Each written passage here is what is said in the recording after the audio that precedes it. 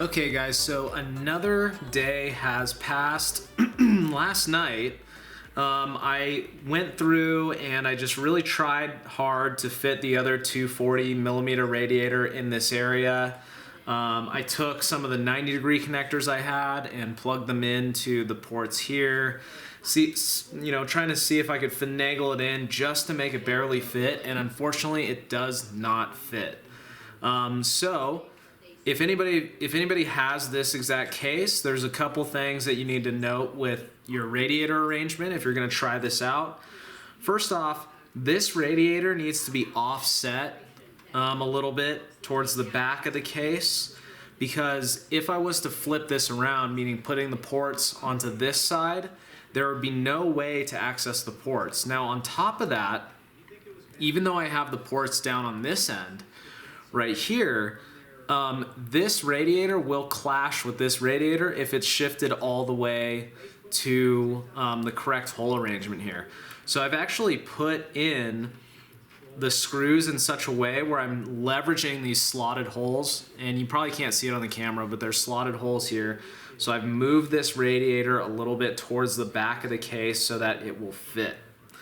What I'm gonna do with this radiator right here is I actually just ordered a 140mm radiator and a 140mm QL style fan. That's gonna go right here. Probably the outlets, well, we're gonna have to play with that. So anyway, unfortunately I have to wait for those parts to get in, and I probably will have to return the other radiator because I'm not gonna be using it any longer. But that said, there's still some things that I can accomplish with the system right now to get it set up and ready for when the other radiator gets here. Those couple things are, I can put the tubing from these ports into the ports on the processor water block. You'll notice I put some plastic wrap on here and screwed it on so that I don't get any dust in there. These radiators actually come with covers conveniently, so there's no dust in there, and then I have covers on either side of the graphics cards. Water blocks as well, so the dust doesn't get in there. So what I want to do before I start actually forming the tubing is, and this is going to be the first time I've ever formed the tubing before, so this is going to be a learning experience for both of us.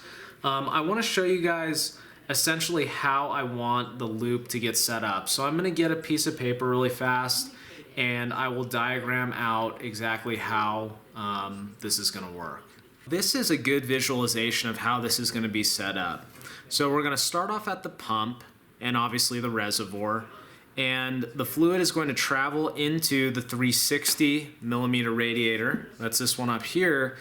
Then the flow is going to split off, and in parallel we're going to hit the CPU, GPU1, and GPU2.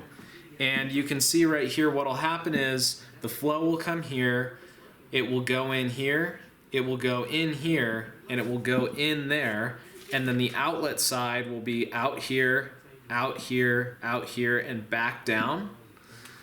Once it goes back down, it's going to go to the 140mm radiator, then to the 240mm radiator, and then back to the pump. So there are a number of videos on Jay's 2 cents and also other benchmarks where they say, okay, well, it doesn't actually matter, what order you put this stuff in. The heat capacity of the system is enough that if I was to put these in series, for example, if I was to go, CPU, then to GPU1, then to GPU2, there's a lot of theory that says, well, a lot of people theorizing that, okay, well, GPU2 is going to get hot liquid from CPU1 and GPU1, and it's not going to cool as effectively. So this is a good opportunity to talk about heat transfer and things like that.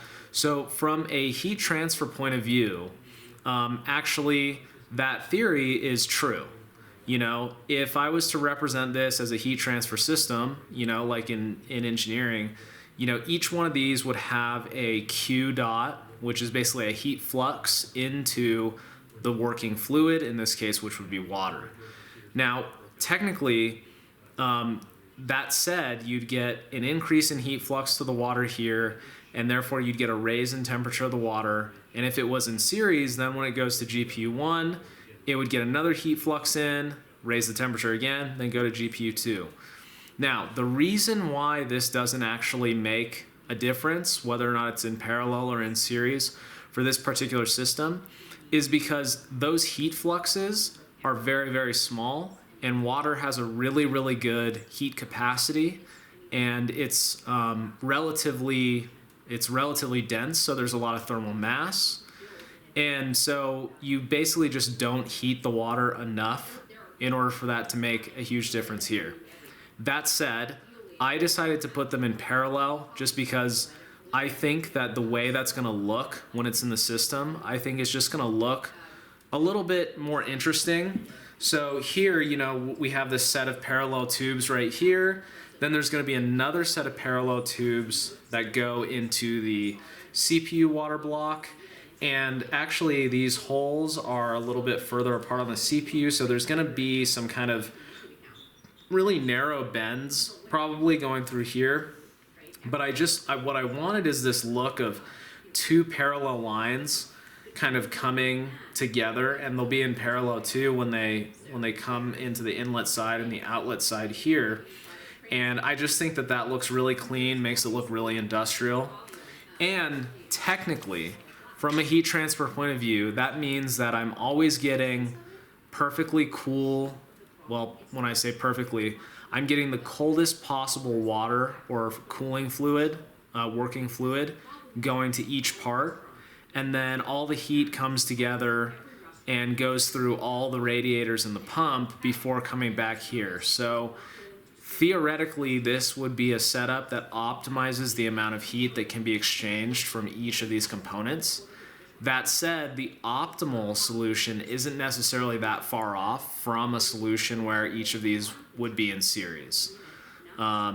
Simply because the amount of heat being generated by each of these is not a huge amount. It's not a very big heat flux. So now that I've explained that, what I'm going to do now is clear off the work surface, and I'm going to work on bending the tubes that go from the inlet side of, you know, both GPUs and the CPU, and go from the outlet side from, you know, all three of those components as well. And those may be the only tubes that I can make for now without this other radiator being in place, because I want to make sure that I have the whole system kind of mocked up and set up before I start doing the tubing. And one thing I was thinking about too is I may actually want to flip this radiator around so that the ports are on this side, because that'll be closer to the reservoir and pump, which is going to be on the other side of the motherboard, theoretically. But I'm not 100% sure because, again, I was talking about how I like those parallel tube arrangements. One thing I was considering is it would actually be kind of cool to have like parallel tubes, you know, running, kind of like running through this whole setup in general. But we'll see how it works out. So I'm going to clear off the workspace, and then we're going to get started bending these tubes that go into here. And I think what I'm going to do is I'm going to bend one up first without filming it, because I might make a few mistakes and you guys don't want to, you know, suffer through that. And once I got the process down for one, I will film me bending the other one. So I'm going to go ahead and do that now. Alright guys, so I've got the first one of these tubes formed, and basically the way this works is there's a 90-degree bend right here, and then there's a slight bend out of the plane of the original 90-degree right here, and that's going to make this piece fit right between this top graphics card and the outlet port on the CPU water block. And I just want to show you guys how these fittings work. So basically, you're gonna slide. I'm gonna grab a new one really fast.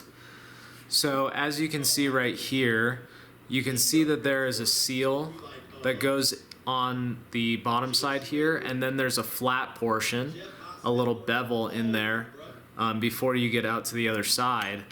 And the way that works is you actually have to deburr this area with a deburring tool so that you bevel the edge a little bit so that you can just slide this on. and it's gonna bottom out on that edge in there, and then this will, you'll have your other seal that will come down there like that, and then this will screw on. Now of course I already have this piece screwed in here and here, so we'll take that side off of here, and it's a pretty snug fit, but you shouldn't be killing yourself to try and get it on there. And by the way, if you don't bevel this edge, you won't be able to get it in. So I was trying just, you know, the tubing fresh out of the box, putting one of those fittings on, and it didn't work until I beveled the edge. So I'm gonna demonstrate to you guys how I made these bends in here. I've got a heat gun set up over there, and I got my tools and stuff, and I'll demonstrate that in a second. But I did want to slide this in here and get it connected up, and then we can take a look. So I'm going to press that into one side completely, and now it has to sit into this fitting a little bit as well. And in order to do that, that means I'm actually going to have to bend the tube a little bit and then apply a little bit of pressure and then push it in just like that. And now the pressure should be alleviated from on the tube now that it's fit snugly together. So I'm gonna go through step by step how we get to that position. And then of course, you can move the seal down here and then tighten this up. And there we go. Now this piece of hardline tubing is in place. Let's see if we can get a little bit closer up in there. This piece right here. It's not looking bad. This 90-degree bend, I think I practiced a couple times, and you know, some of them didn't turn out as good. You can see this one right here. It just doesn't really look as clean. We'll talk about that going forward, but this one looks pretty good. Fits up very nicely in there, and cool. So now we're gonna work on the other side. Alright guys, so step number one of planning out your tubing process is, first off, you want to cut a piece that is a lot longer than on both ends of the bend that you need to make. So this is a practice piece that I cut off. Well, when I say practice, what I mean is it's a piece that I kind of screwed up. I screwed up the bend. But if you look at right here, you can see that if I position that on here, you can see it's way taller. You know, it's way taller than it needs to be to meet to the graphics card. And then if I look this way, it's obviously way longer. You know, it could be cut like right here. The reason you want to do that is because, you know, you can always take material away from the other ends, but you can't add material back, obviously, once you've already made those cuts. So what you do is you're going to cut it longer so that eventually you'll trim this down, trim this down, trim this down until it fits nice and snugly like this other piece here. So once you've cut off a piece that's sufficiently long, then you're ready to make the bend. Alright guys, so here we are all set up, ready to put some of these bends in, and obviously I'm not wearing the most flattering clothing right here, but it's kind of cold, and this is actually one of the only sweatshirts I have, as it's just like plain green sweatshirt. Whatever the case may be, here I have, you know, a piece of PETG tubing. This is just straight out of the box. This is the regular length. And I just want to mention really fast, I know I mentioned at the beginning of the video, but I have this nice cutting tool, which is a very similar cutting tool that you might use to cut PVC pipe. And this is one of the main reasons why I wanted to go with PETG, because with acrylic you actually have to saw this off, and that's kind of a pain, whereas this you can pretty much just use a snipper tool like this, get the job done. We've got the heat gun set up here. It's kind of in like a tripod, you know, standing up setup so that I can work with the tubing right here over this. By the way, if any of you guys have ever done any kind of glass blowing, there's a form of glass blowing called lamp working or torch working, and your torch will be set up like this, and you'll actually have tubes of glass exactly like this that you can form and, you know, you can puff into to get bubbles and things like that. Anyway, that's totally off topic. So let's go ahead and put our first bend in. Also have various bending tools here and stuff like that. So remember how I was mentioning that you want to cut a piece longer than you actually desire? I got some burrs on here. So I'm just going to kind of like hand measure about where I want that to be. You know, using this radius, outer radius, to kind of guide me. And it looks like it's about right there. So, well, sorry for the loud noise right there. So, you know, just take this. Now, one thing you want to be sure of with this is it's really easy to get like an off-angle cut. So make sure that you're really looking at this carefully when you cinch in the cut right here. And you kind of almost need to make sure you force it in the way that you want, so that when you cut through, you get a nice kind of, as best as you can, planar edge right here. It's not going to be perfect, obviously, but you know, the closer you can get to a planar edge right there, the better.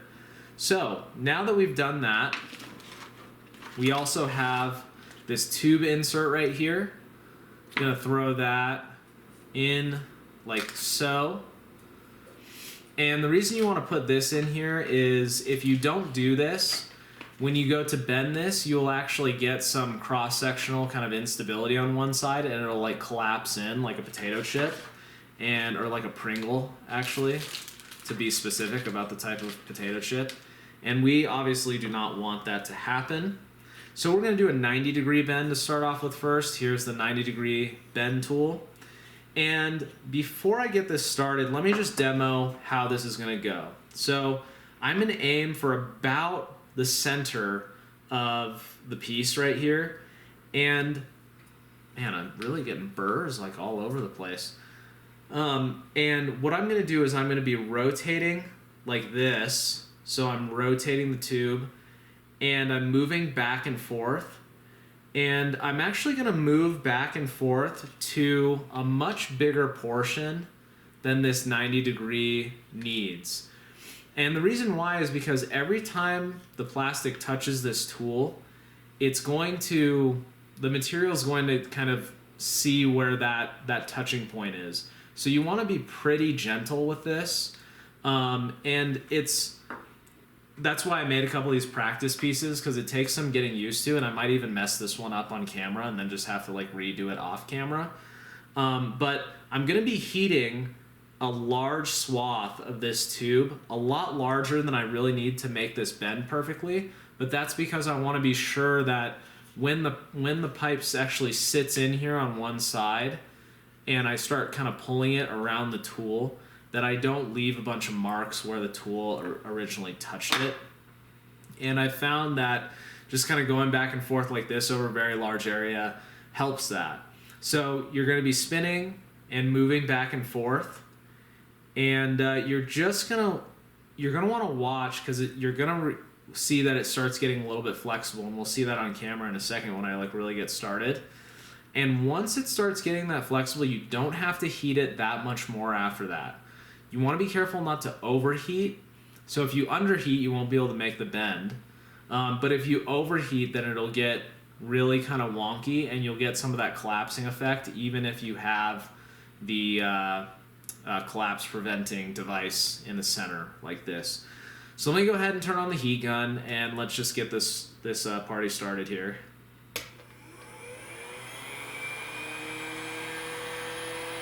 So I'm turning the tube, and I'm just trying to get an even heat going back and forth. And the heat gun hasn't been on in a while, so this might take longer than if you had been making a bunch of bends previously. But we're just going to keep going back and forth here. You're going to start to see that the tube begins to just kind of flex on its own, under its own weight, and also because I'm, providing unequal force with my hands. We're just going to keep going back and forth here. Yeah, and it might be hard to see on camera, but it's starting to give now. So now that it's starting to give a little bit, it's not going to be too much longer. And you can kind of feel it with your own hand, and you can let it slump to one side to see. Almost there. And I think it's pretty much ready now. So I'm just going to go ahead and start letting it slump. And I'm going to position my tool and then slowly allow the bend to take shape and press the tool into it like so. And now that that's done, try to turn your heat gun off. You're just going to hold it in place until it cools off. So the way you can tell if you didn't get enough heat is there's going to be a decent amount of spring back from the tool because it just didn't want to take the shape.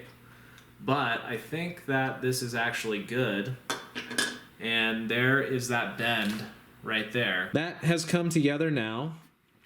And probably tomorrow I'm going to look at what it's going to look like if I flip this radiator so the ports are on the other side. And I might try to fit in the pump and reservoir combo in there. And it might be possible to do a couple more tube runs before getting this radiator that's going to go in this area as well. So maybe I'll work on that tomorrow. But anyway, it is pretty late here, so I'm going to go to bed. I will catch you guys in the next one. Later. Hey guys, thanks again for making it to the end of this video. This is the end of part 3. I also figured out that for some reason my microphone had switched to the webcam microphone, not this microphone. That's why my voice sounded all nasally and weird at the outros of the other videos. But no worries. I hope you guys enjoyed that quick little bending tutorial in here for hardline tubing, specifically PETG. When it comes to acrylic and some of these other types, the process is pretty much exactly the same, except certain tubing will require more amounts of heat, more amounts of force to be applied. The heat threshold for too much heat will be a little bit different, etc. But overall, the process is pretty much the same. And don't worry, guys, in the upcoming videos, I've got a ton more footage, and we're going to work on more complicated bends. I'm going to show you guys how to measure the bends and things like that. Just wanted to say thanks. Classic little outro video, because otherwise the video ends at like an arbitrary point. Anyway, we'll get started on part 4 in maybe like a day or so, because I got 2 parts out tonight, which I'm happy about, but may not be able to do another part tomorrow night because I'll just get home too late from the gym. Anyway, catch you guys in the next one. Peace.